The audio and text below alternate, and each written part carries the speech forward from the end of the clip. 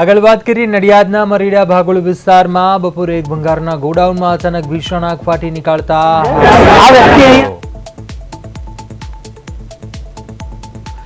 આગ એટલી વિકરાળ હતી કે તેના ધુમાડાના ગોટે ગોટા આકાશમાં દૂર સુધી દેખાતા હતા। ગોડાઉનની બિલકુલ ઉપરથી MGVCLની હાઈટેન્શન લાઇન પસાર થતી હોવાથી મોટી હોનારત ટાળવા માટે શહેરના પૂર્વ વિસ્તારનો 50% વીજ પુરવઠો તાત્કાલિક બંધ કરી દેવાયો હતો। નડિયાદ અને આસપાસની 10 જેટલી ફાયર ફાઇટરની ટીમો ઘટના સ્થળે પહોંચી આગ પર કાબુ મેળવવાના પ્રયાસો હાથ ધર્યા હતા।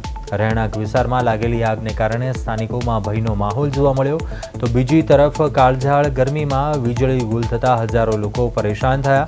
ફાયર સેફટીના અભાવે ધમધમતા આ ગોડાઉનોની સામે હવે તંત્રની કાર્યવાહી પર સૌની નજર છે।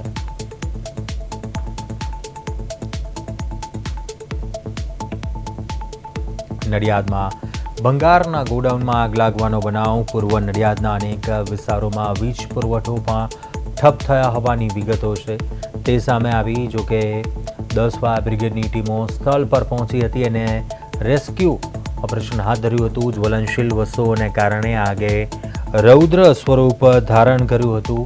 જોકે હોનારત ટાળવા તંત્રએ પણ તાત્કાલિક વીજળી છે તે કાપી નાખી હતી અને આ બનાવને પગલે શહેરની 50% વીજળી છે તે ગુલ થઈ ગઈ હતી। 10 જેટલી ફાયરની ટીમો છે તે સ્થળ પર પહોંચી હતી।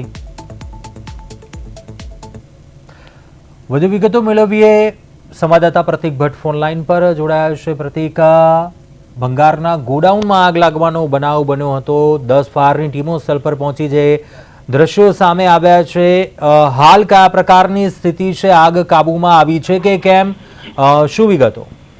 ચોક્કસથી વાત કરીએ તો નડિયાદના જે મરીડા ભાગોળના વિસ્તારમાં જે મલ્હારપુરા વિસ્તાર છે ત્યાં આગળ એક ભંગારનું જે ગોડાઉન હતું તેમાં જૂના લાકડાના ચીથાને તેઓ માલ સામાન ભરેલો હતો તો ભંગારને લઈને પ્લાસ્ટિક તેમજ જે અન્ય ચીજ વસ્તુ કહી શકાય કે જૂના લાકડા હતા તેને અચાનક આગ લાગવાથી કહી શકાય કે 10 થી 12 ફાયર ફાઈટર બોલાવવાની હતી અને બીજું કે આણંદ જિલ્લાની પણ 3 થી 4 ફાયર ફાઈટર બોલાવવામાં હતી ને જે કહી શકાય કે હાલ આગ હમણાં કાબુમાં આવી છે ને હજુ પણ નહિવત પ્રમાણમાં આગ ચાલુ છે અને આગના જે કહી શકાય કે દ્રશ્યમાં ગોટે ગોટા જોવા મળ્યા હતા અને જે રીતે કહી શકાય કે MGVCLની ટીમ ટાઉન પોલીસ સ્ટેશનની ટીમ સ્થળ પર હાજર રહી ટ્રાફિક જામના દ્રશ્ય પણ સર્જાયા હતા, ટ્રાફિક પણ ક્લિયર કર્યો હતો તો આજુબાજુના સ્થાનિકો પણ જે આગને લઈને જે જોવા ઉમટી પડ્યા હતા અને કહી શકાય કે 12 થી 13 વોટર બાઉઝર આગ ઓલવવાની ભારે જહેમત બાદ પણ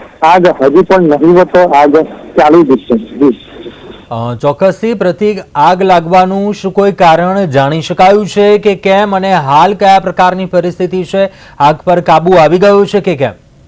એ ચોક્કસથી હજુ પણ હાલ પણ આગ ચાલુ જ છે અને જે કહી શકાય કે જે જૂના લાકડાને લીધે આગ જ્વલનશીલ થઈ ગઈ હતી અને આગ જલ્દી પકડાઈ ગઈ હતી તેના લીધે જે જૂના જે પીઠા હતા, જે લાકડાના પીઠા કહી શકાય કે તેના લીધે જે જૂના લાકડા હતા તે બળીને ખાખ થઈ ગયો હતો અને માલ સામાન પણ જે ભંગારનું જે ગોડાઉન હતું તેમાં સંપૂર્ણ રીતે માલ સામાન બળીને ખાખ થઈ ગયો હતો। જી ચોક્કસથી પ્રતિક, આગ લાગવાનું શું કોઈ કારણ પ્રાથમિક વિગત તે મામલે કોઈ સામે આવ્યું છે? ફાયર ટીમે કોઈ કારણ જણાવ્યું છે કે કેમ? પ્રાથમિક કારણ જે કહી શકાય કે શોર્ટ સર્કિટ અથવા કોઈ કારણોસર એકાએક આગ લાગી હતી તેવું પ્રાથમિક જે ફાયર ઓફિસર હતા ચિરાગ ગઢવી તેમને જણાવ્યું હતું, પરંતુ કહી શકાય કે ભંગાર અને જ્વલનશીલ વસ્તુઓના કારણે પણ આગ લાગી હોય તેવું પણ ફાયર ઓફિસરે જણાવ્યું હતું, પરંતુ જ્યાં સુધી હાલ હજુ પણ નહિવત પ્રમાણમાં આગ ચાલુ છે, જ્યાં સુધી સંપૂર્ણ રીતે આગ કાબુમાં નહીં આવે ત્યાં સુધી હજુ પણ કારણ અકબંધ છે। જી ચોક્કસથી પ્રતિક, હજુ પણ કેટલો સમય લાગી શકે તેવી શક્યતાઓ છે આગ પર કાબુ મેળવવામાં? અને બીજી તરફ વાત કરીએ સતર્કતાના ભાગરૂપે જે વિગતો સામે આવી છે, આપે જણાવ્યું શહેરની મોટાભાગના વિસ્તારોમાં વીજળી છે તે પણ ગુલ થઈ છે કેમ કે કનેક્શન છે તે કાપી નાખવામાં આવ્યું છે, તે મામલે શું વિગતના અપડેટ?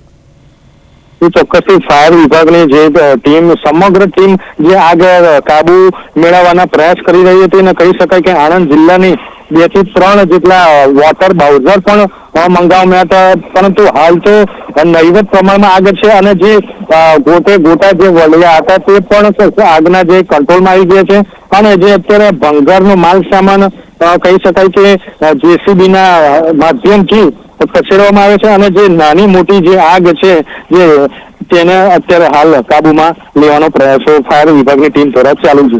જી ચોક્કસથી પ્રતિક, આભાર વિગતો જણાવવા બદલ. બધું અપડેટ મેળવતા રહીશું આપની પાસેથી. અમારા વિસ્તારના આગેવાન કાર્યકર્તા અખ્તરભાઈનો મારી પર ફોન આવ્યો કે મલારપુરા મસ્જિદની પાછળનો એક વાડો સળગે છે, એટલે મેં ફાયર સુપ્રિન્ટેન્ડન્ટને ફોન કર્યો અને તાત્કાલિક ઉપરા છાપરી 2 બંબા મોકલી દીધા. આ કાબુમાં ના થઈ માટે બીજા 7 બંબા બોલાયા. હજુ પણ પાણીનો મારો ચાલુ જ છે અને આગને ઓલવવા માટે ખૂબ ફાયર બ્રિગેડ અને અમારું વહીવટી તંત્ર ખૂબ કામ કરી રહ્યું છે. પ્રજાજનો પણ ખૂબ સહકાર આપી રહ્યા છે. આજે પોતાનું નુકસાન થયું હોય એટલું લોકો પ્રજાજનો જીવ બાળી રહ્યા છે. શેના કારણે લાગ્યું? આ જૂનું લાકડાનું પીઠું છે. આ જૂના મારા જન્મ પહેલાના લાકડા અહીં પડી રહેલા છે, એટલે આ લાકડા એકવાર આગ પકડે એટલે જેમ પવન હોય એમ આગ વધારે ફેલાય છે. એમાં આ આગને વધારે કાબુ બહાર થઈ ગઈ છે, એટલે પાણીનો મારો ચાલુ જ છે અને ટૂંક સમયમાં આગ કાબુ થશે એવું મને 100% વિશ્વાસ છે. ના, કોઈ અત્યાર સુધી કોઈ જાનહાનિ નથી થઈ. આજુબાજુના 2 ઘરો પકડાઈ ગયા છે. આજુબાજુના ગરીબ માણસોના ઘર છે, એમને નુકસાન થયું છે નાનું મોટું વધતા, પણ હવે એ માલિકના ભરોસે છે, એમના જીવ બચી ગયા છે. આજે નડિયાદ શહેરના મલારપુરા વિસ્તારની અંદર લાકડાના ગોડાઉનની અંદર એક આગ લાગેલ હતી. જે આગ થોડીક ફેલાતા આજુબાજુના ઘરને પણ નુકસાન થઈ જવાની શક્યતા હતી, જેથી મહાનગરપાલિકાના ફાયર વિભાગ દ્વારા તાત્કાલિક ઘટના સ્થળે પહોંચી ગયેલ હતી અને આણંદ તથા આજુબાજુના બીજી નગરપાલિકા વિસ્તારમાંથી પણ ફાયર ટેન્ડર બોલાવેલ હતા અને આમ કુલ 8 થી 10 ફાયર ટેન્કરો દ્વારા આગ બુઝાવવાની કામગીરી ચાલુ છે.